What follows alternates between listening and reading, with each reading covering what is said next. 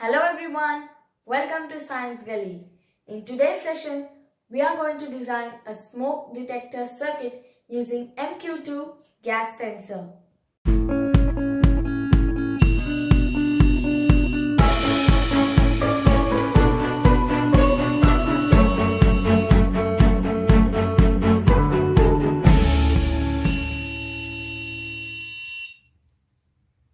MQ2 is one of the most commonly used sensors in the MQ gas sensor series. It is a metal oxide semiconductor type gas sensor, also known as chemiresistor.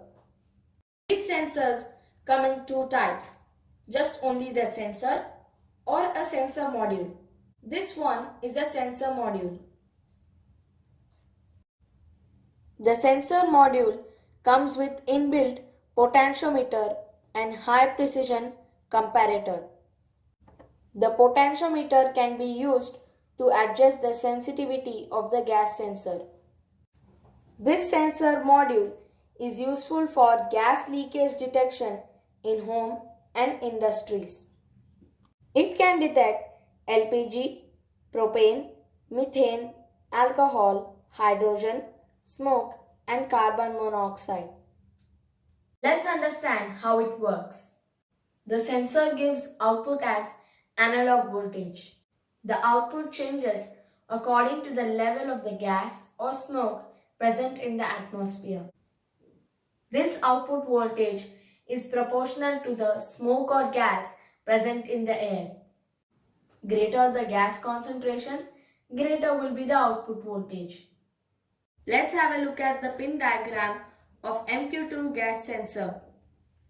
As you can see, here there are 4 pins: VCC, ground, digital output and analog output. VCC and ground are for the power connection to the module. Analog pin is used to connect with the Arduino. Digital output pin. We can use this sensor to get digital output from this pin by getting a threshold value using the potentiometer. Digital pin can be used to trigger any external system like buzzer or LED without using microcontroller. Analog output pin. This pin outputs 0 to 5 volt analog voltage based on the intensity of the gas. Coming to the most interesting part, let's see what we are going to do exactly in this session. We will read the sensor's output, which is analog voltage, and when it reaches certain level, the buzzer will make a sound. The materials required for today's experiment are Arduino, gas sensor MQ2, piezo buzzer, and some connecting wires. Let's do the power connection first. Connect VCC of the gas sensor to 5 volt of the Arduino and ground pin of the module to ground of the Arduino. Then connect analog pin to A0 pin of the Arduino. Then connect the positive terminal of the buzzer to pin number 11 and the negative terminal of the buzzer to ground. Now we are done with the connections. Now let's have a look at the program. Here we have defined Arduino pin A0 as smoke A0 and pin 11 as buzzer. Smoke A0 pin is declared as input pin and buzzer pin is declared as output pin. We are reading pin A0 and storing the value in a variable sensor value. When the sensor value is more than 300, we are giving a tone command to the buzzer. Now let's upload the program. Now let's do the testing. As there is no smoke present, the buzzer is not making any sound. Now I will create smoke using these aroma sticks or incense sticks. Now I will test it placing these sticks near the sensor.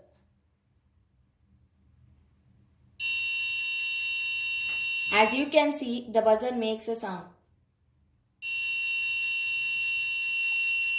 Now we will have a look.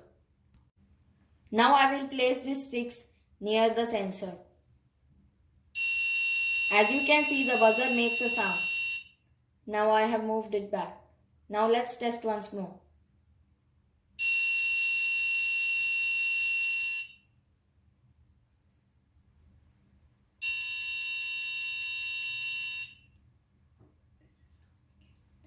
Now when there is no smoke present, we will check the reading on the monitor.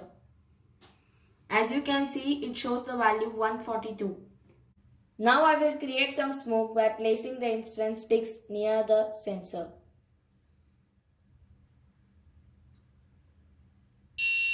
Now let's check the reading. As you can see, the reading is 335. This is how MQ2 sensor can be used for smoke detection. So this will help us protect residential and commercial buildings from fire hazards. To know how MQ2 sensor can be used without microcontroller or Arduino, watch my next video. Stay tuned with Science Daily. Thanks for watching.